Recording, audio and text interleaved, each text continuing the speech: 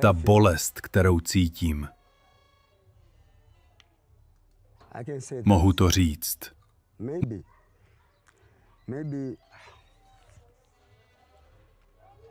Možná chápu, že Evropané mají hodně peněz a my s tím nemůžeme nic udělat.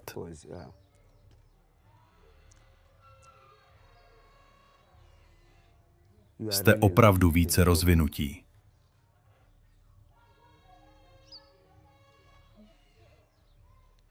Máte dobrý život.